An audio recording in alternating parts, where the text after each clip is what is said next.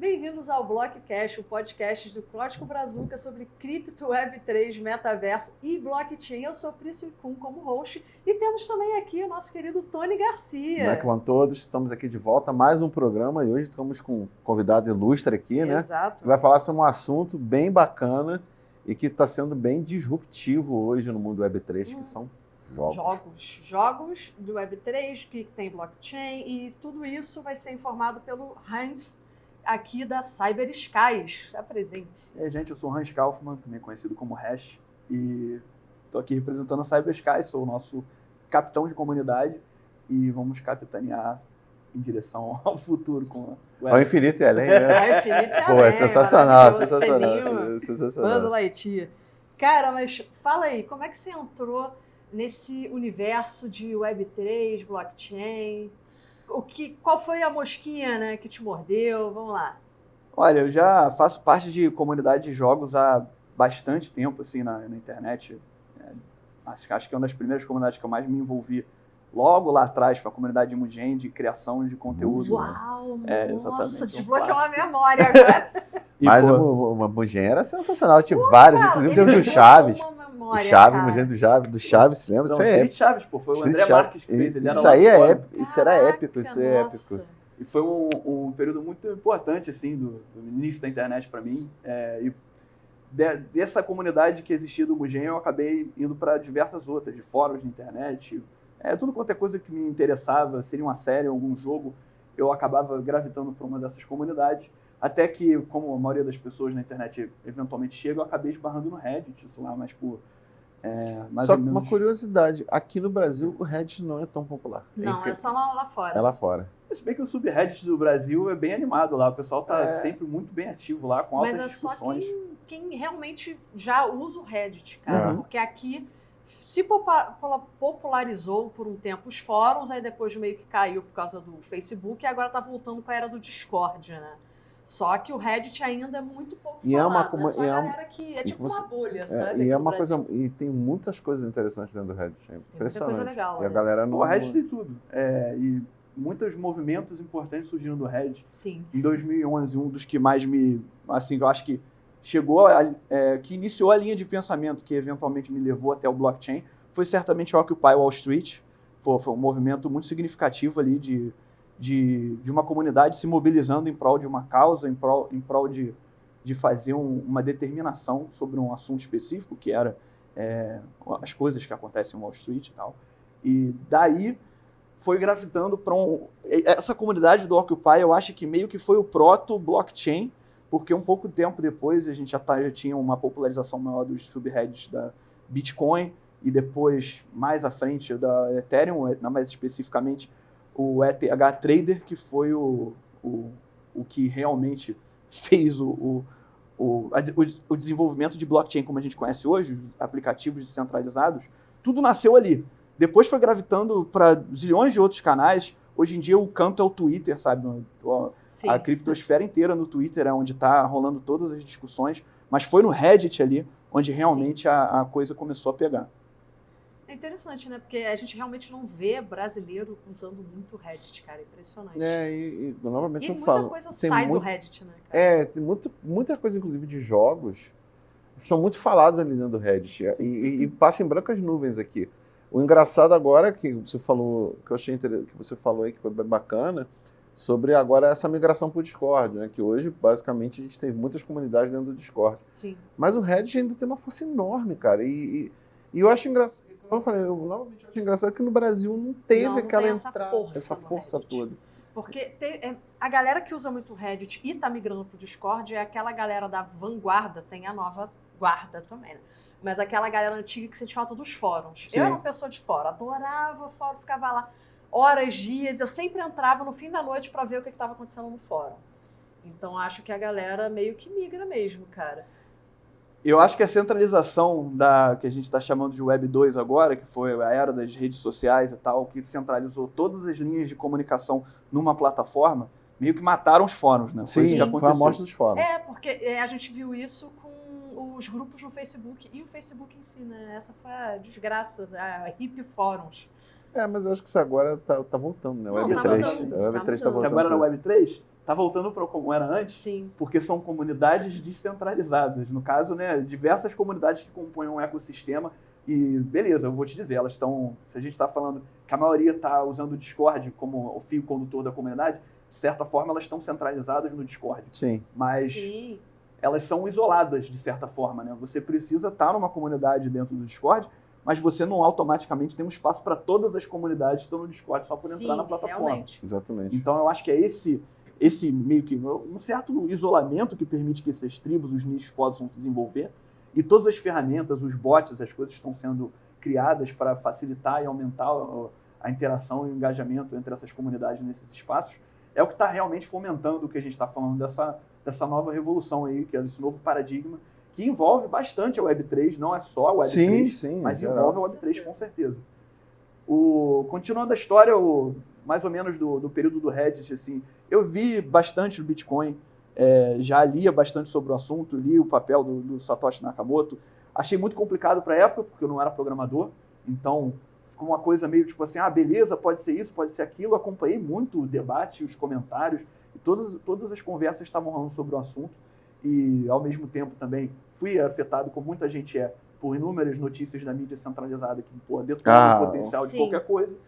Bitcoin foi morto mais de 400 vezes até agora. Demorei um pouquinho para entrar no blockchain, mas deixei na tangência da minha vida. E mais ou menos em 2016, eu li o papel do Ethereum pela primeira vez e eu falei, tem uma coisa aí, tem uma coisa interessante aí.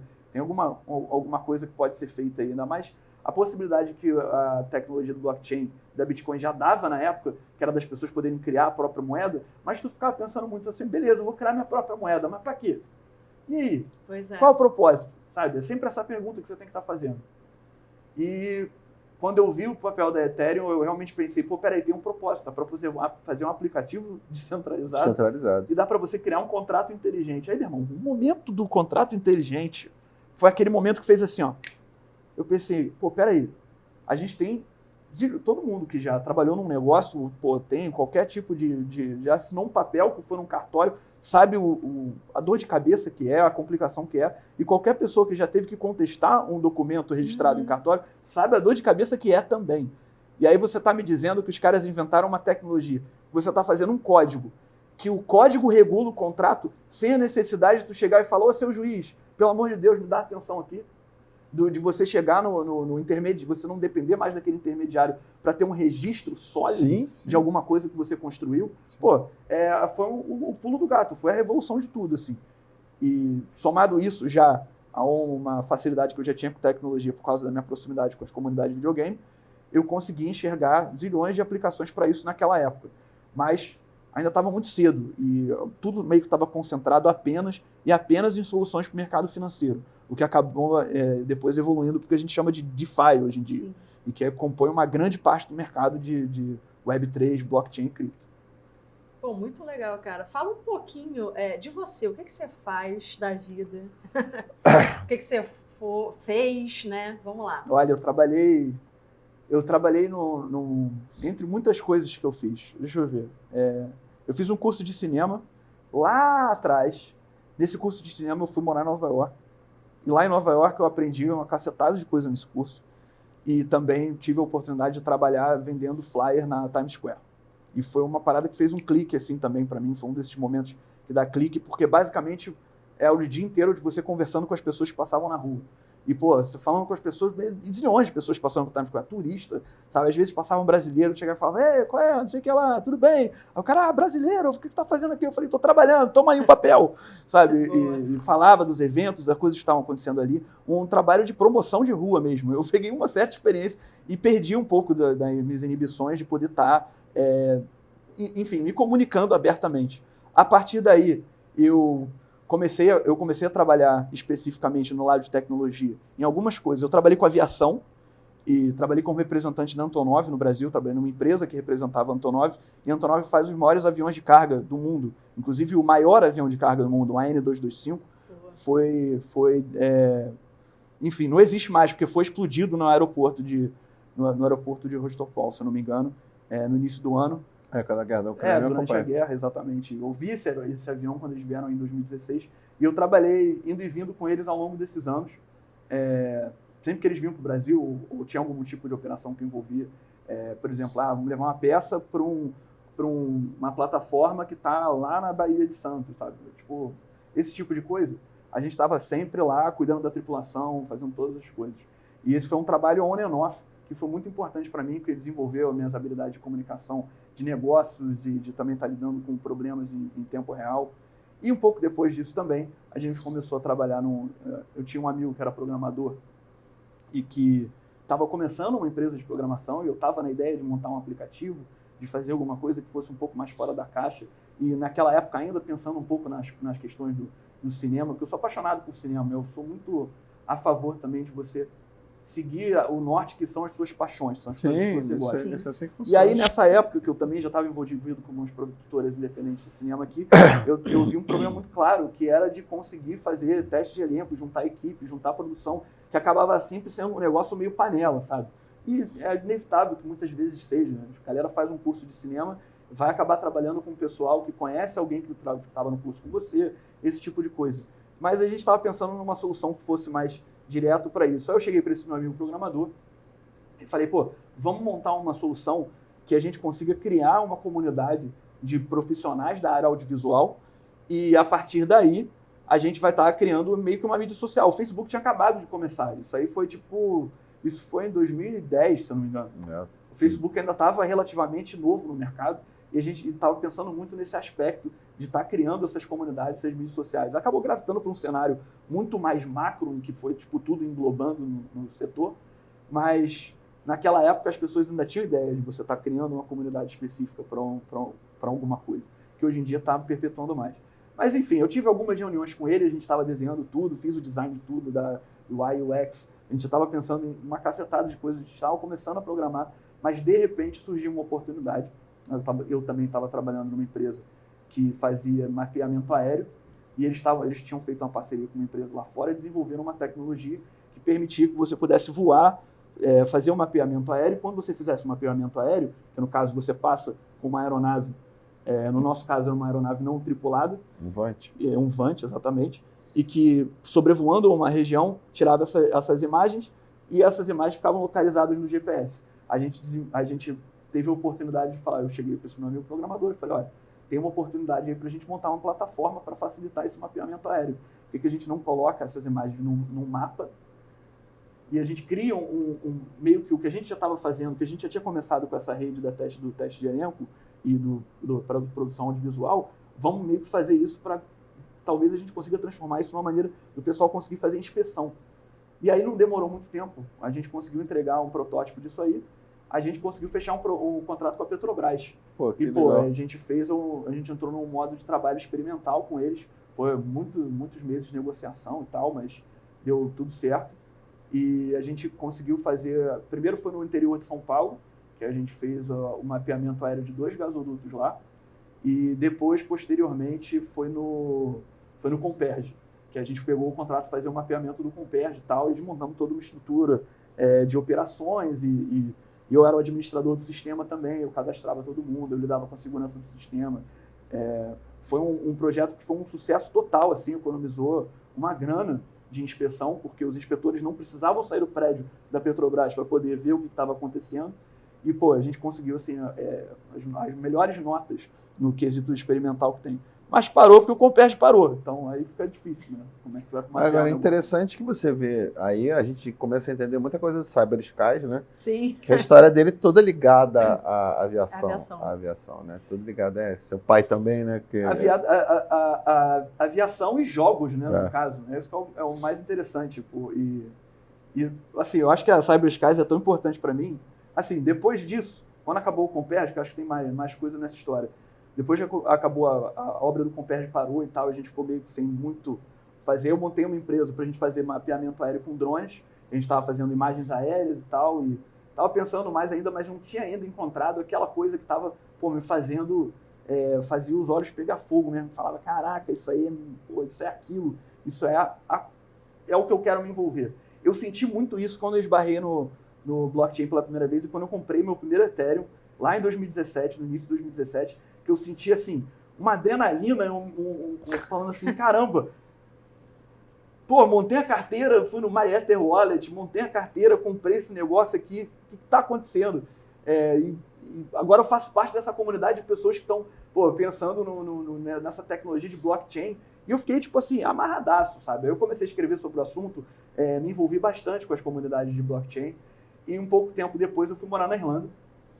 E meu objetivo era estar trabalhando com empresas de blockchain lá. Esse era meio que o meu objetivo.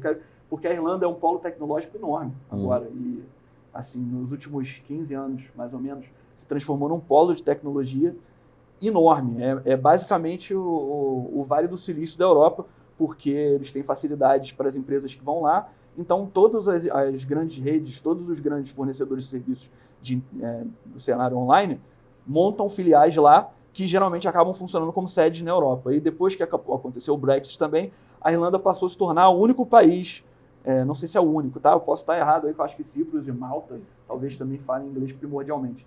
Mas é o maior país que fala inglês dentro da União Europeia. E o inglês, querendo ou não, é a língua comercial do Ocidente. Né? Sim. E eu tive uma facilidade grande com isso, fui para lá. E aí fui encarar esse desafio aí de morar na Irlanda e trabalhar nas empresas de tecnologia lá. Meu objetivo inicial era com blockchain, então eu já estava investindo em Ethereum e estava envolvido com algumas iniciativas lá, mas ainda estava muito na infância. Então eu acabei tendo a oportunidade, que foi uma oportunidade muito boa também, de trabalhar num projeto com a Cognizant. E nesse projeto eu não posso falar muito.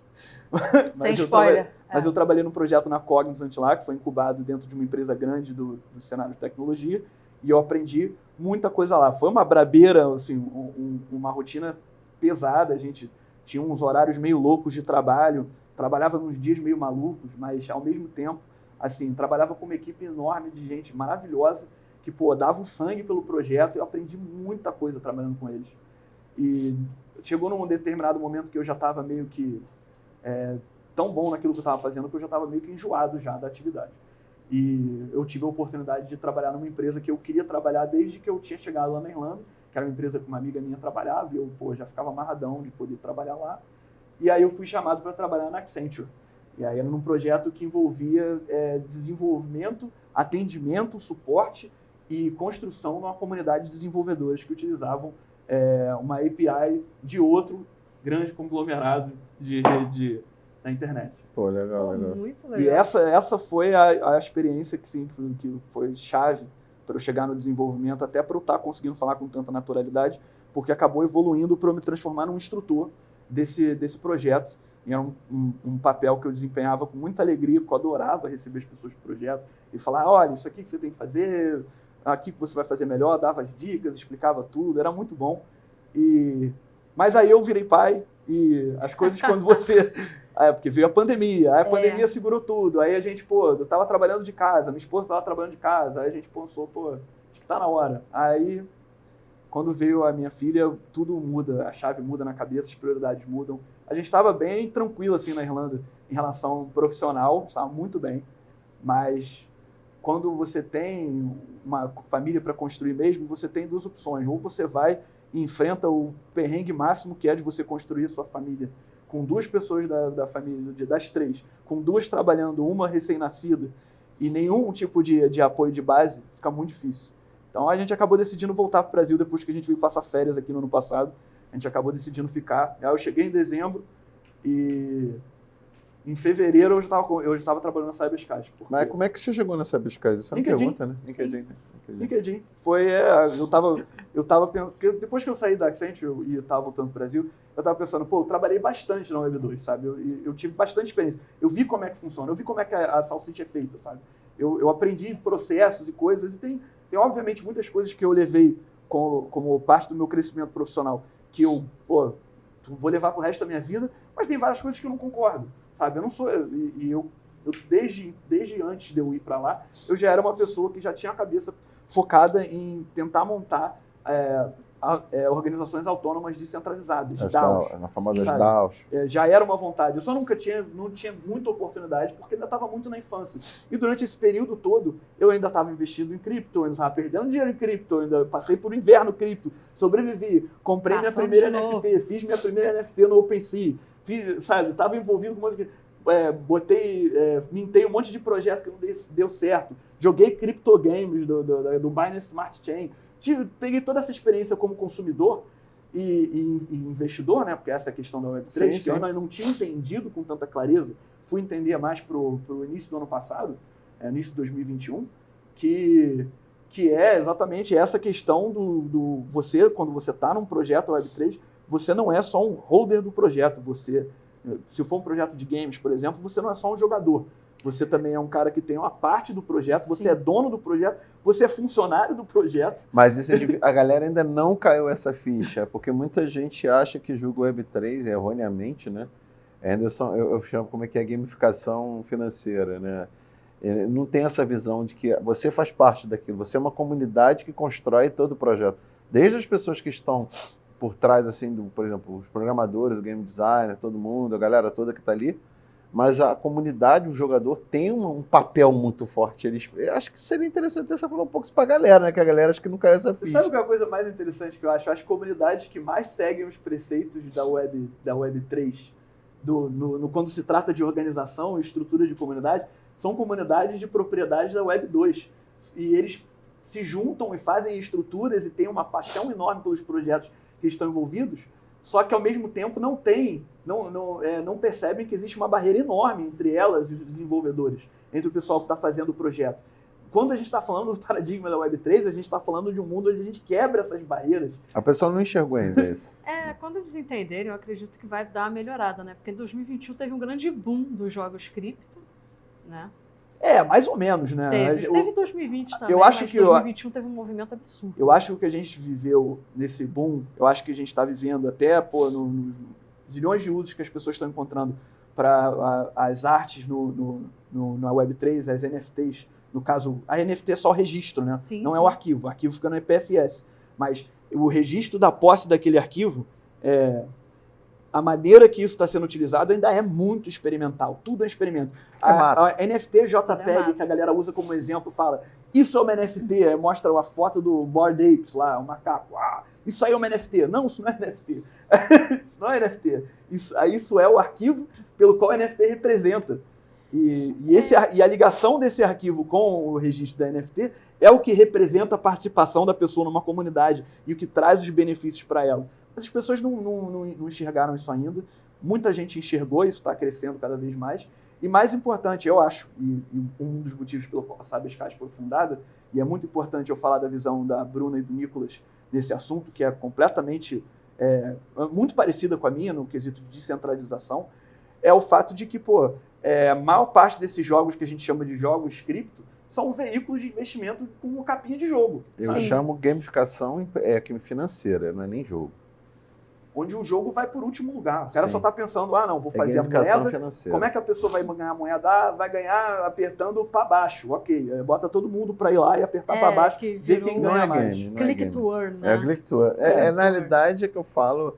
o click and the wait, né? Na verdade, não são games, a gente vê vários modelos aí que foram totalmente utilizados de maneira errônea e que aí e o que aconteceu? A gente tem um estigma na indústria de games hoje, tradicional, de que os jogos NFT são basicamente esquemas de pirâmide, como a galera fala erroneamente isso. Porque falta jogo, na minha opinião. Não tem jogo, tem alguma coisa que finge que é jogo. E isso gerou assim, uma reação assim, muito adversa da galera que está fazendo o jogo na Web 2 hoje, por não conhecer a Web 3 e não conhecer essas ideias da Web 3, essa filosofia da Web 3. Então, isso precisa mudar. A gente tem um trabalho muito grande pela frente, que eu vi muito do game design da Web 2 e agora trabalhando na Web 3, a gente vê que muita coisa muda. E é legal porque você consegue ter assim, uma aproximação muito, muito maior com quem está do outro lado que vai jogar, entendeu? O cara te dá muito retorno e você consegue melhorar muita coisa. Mas isso a galera ainda não entendeu. Eu acho especificamente que o mercado tradicional não entende porque existe uma campanha de desinformação para meio que polemizar, deixar fantástico alguns aspectos, deixar o mais complicado, o mais turvo possível para as pessoas não entenderem.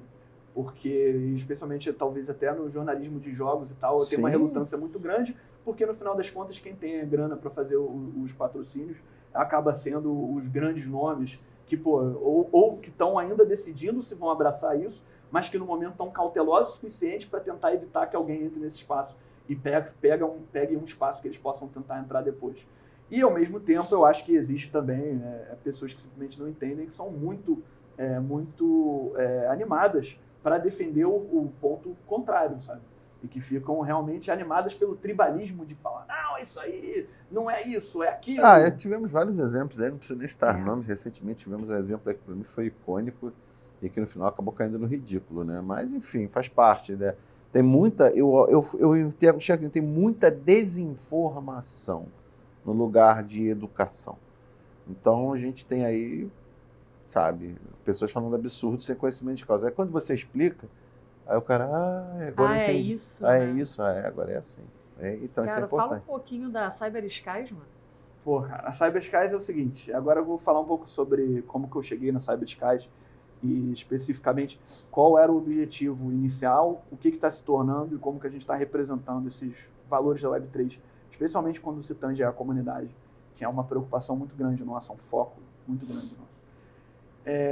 Depois que eu voltei da Irlanda, eu estava procurando alguma coisa, eu pensei assim, eu quero fazer uma coisa na Web3. Eu quero me envolver com a Web3. Eu acho que está na hora, sabe? Eu vou... agora que eu voltei para o Rio, sabe? Eu voltei com a missão do tipo assim, eu quero pegar tudo que eu aprendi na Irlanda, eu quero trazer para o Rio para crescer e melhorar a cidade que eu nasci, a cidade que eu cresci, sabe? Eu tenho um apego muito grande ao Rio de Janeiro e que foi difícil largar para ir para outro país. Mas quando eu voltei tipo assim, vamos melhorar tudo, sabe? Vamos salvar o Rio de Janeiro, sabe? É uma pretensão muito grande, mas enfim, de qualquer maneira, pelo menos esse foi o sentimento. Justo. Sabe? Eu penso claramente que a maneira boa da gente fazer isso é através da tecnologia da Web3, do blockchain, porque uma das coisas que a galera também não entende muito na parada do blockchain é que o blockchain é transparente. Você consegue ver todas as transações que estão rolando em qualquer carteira que esteja num protocolo descentralizado de verdade. Se tiver um protocolo centralizado, meu amigo, aí a gente não está falando de blockchain mesmo. Exato. Sabe? Aí a gente está falando do API que você usou no banco. Beleza, ok, valeu, mas não é, sabe? Muita gente, já teve desenvolvedor que falou para mim, não, essa é a mesma tecnologia que eu uso no banco que eu trabalho. Eu falei, não é.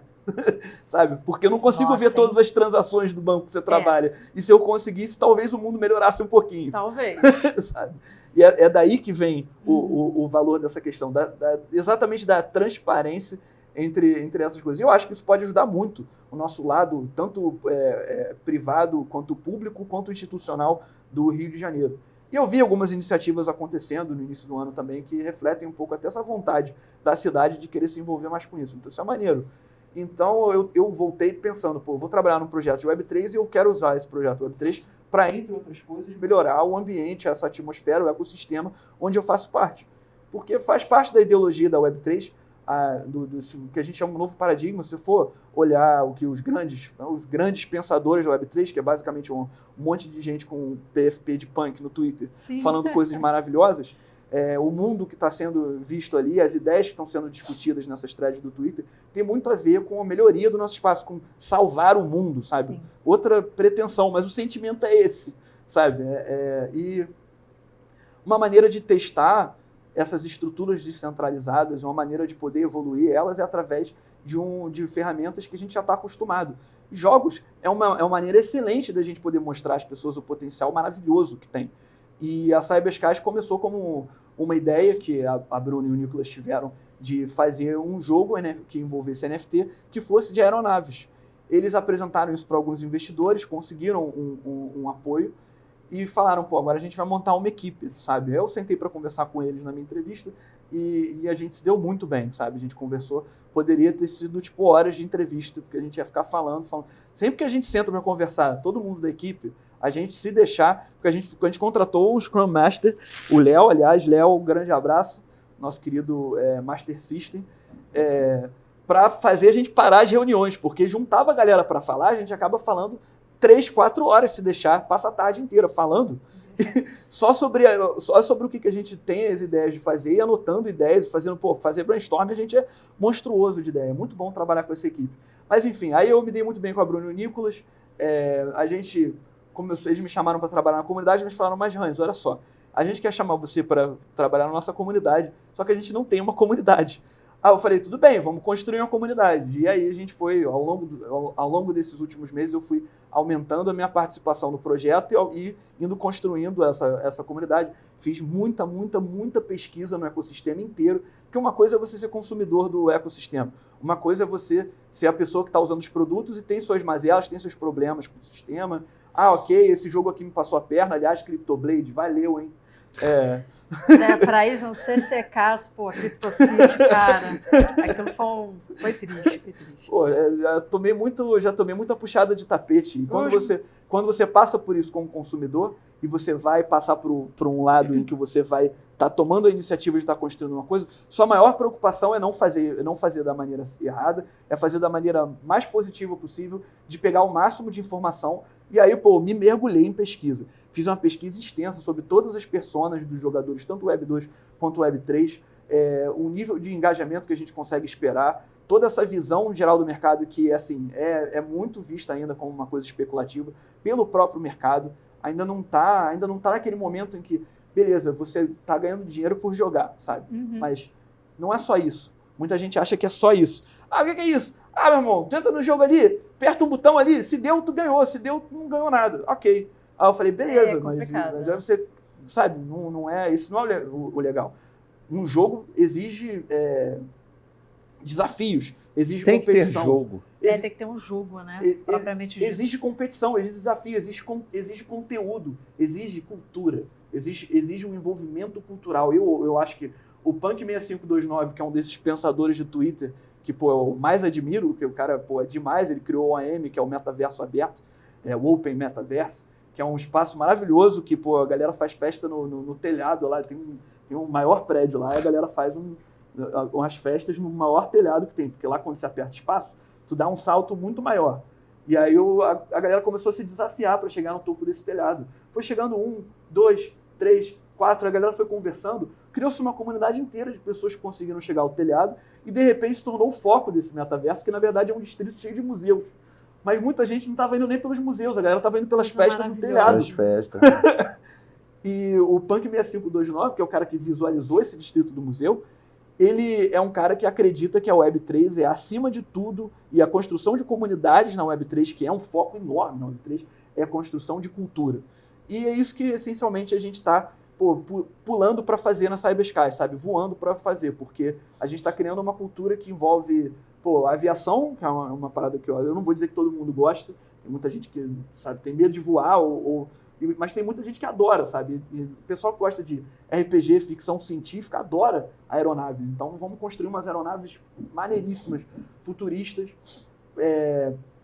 Vamos ter um jogo. O pessoal gosta de fazer trading, o pessoal tem um lado da Web3 que tem uma economia, vamos fazer uma economia viva. Vamos desenvolver os valores da comunidade, vamos desenvolver os valores desse jogo de acordo com os valores da comunidade.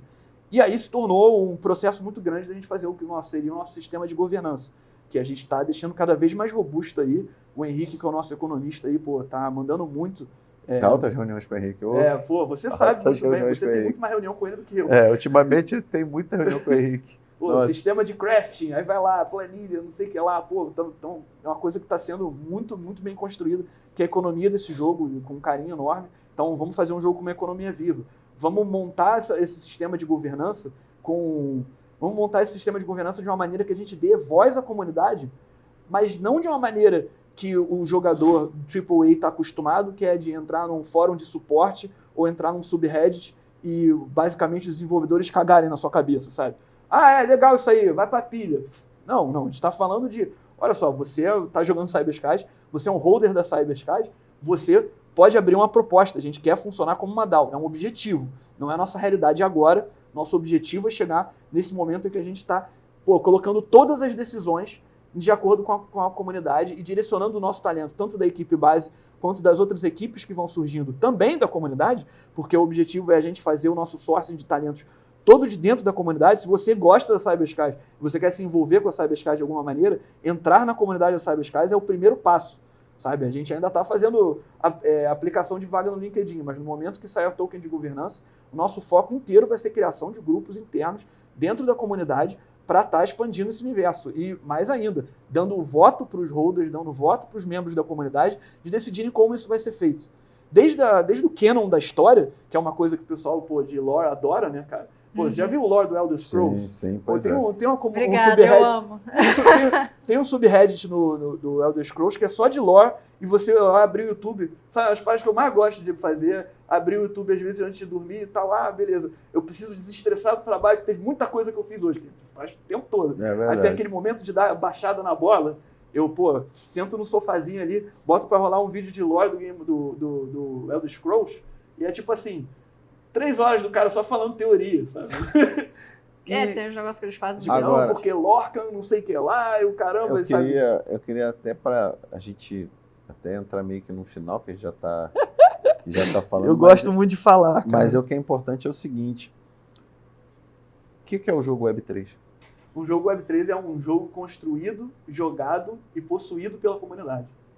É isso que eu acho que você falou, tudo que você falou quando você estava falando a respeito do Cyberskies, que você é o holder, você tem o poder de decisão, é uma DAO, é que as pessoas não entenderam ainda, entendeu? Que você conseguiu mostrar para as pessoas, principalmente os desenvolvedores, o que é um jogo Web3. É uma coisa feita por pessoas. Uma palavra mais, acho que sucinta para a galera entender, que talvez esteja tudo isso um pouco difícil, né? Que a gente que está no meio de cripto, Web3 e tal, a gente já sabe as palavras.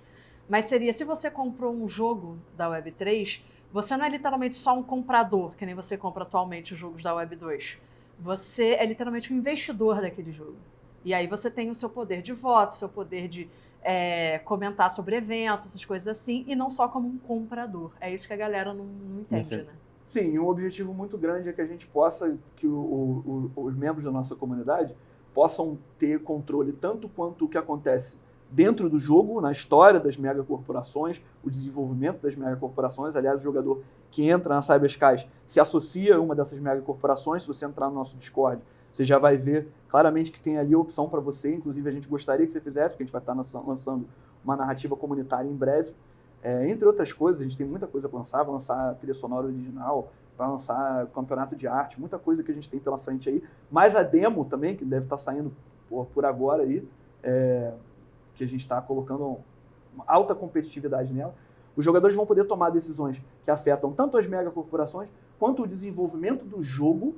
Por exemplo, o Tony, que é o nosso game designer, vai tomar alguma decisão específica no jogo que se a base de jogadores não concordar e fizer um voto, vai ser mudado, sabe? Vai ser melhorado. Vão ser propostas de melhoria, como da marca em si, que eu quero fazer uma revista em quadrinho da Cyberskies, eu quero publicar e botar no jornaleiro da minha esquina. Monta uma proposta. Qual é a tua história? A gente vai estar desenvolvendo o sistema de desenvolvimento da lore, do canon. Eu já estou montando, já deve estar montado já praticamente, que a gente já tem muita história do jogo que foi dirigida criada pelo nosso diretor narrativo, Diego Loxon. Dr. Loxon. Muita coisa, sabe? História das corporações, um curto de cada uma, uma história curta de cada uma, e a gente está desenvolvendo muito esse universo. A gente vai criar essa wiki, a gente vai permitir que os membros da comunidade possam criar adições a essa wiki, criar adições das corporações, criar coisas dentro desse universo que a própria comunidade vai votar se é canon ou não. Sabe? Eu quero dar poder àquela pessoa que é amarradona no lore do Elder Scrolls e gostaria de participar, de escrever uma lore de um jogo, mas que não quer ou não tem o tempo para se dedicar para entrar na Bethesda, por exemplo, sabe? Sim. Mas que adoraria ter essa oportunidade, porque é apaixonado por esse tipo de criação de universo. Então, universalmente, o nosso objetivo é deixar a Cyberskies na mão dos jogadores, dar o poder aos jogadores. O poder, como a gente fala, como todo Web3, né? O poder da comunidade. É o poder da comunidade. É da comunidade. Isso aí. Vamos encerrando aqui o Blockcast, que é o podcast do Código Brazuca, e nos vemos no próximo episódio. Eu sei que esse episódio foi longo, gente, mas valeu a pena. Vocês ficaram sabendo os jogos de cripto, Web3, blockchain, e fiquem ligados nos próximos. Gente, beijo, até mais!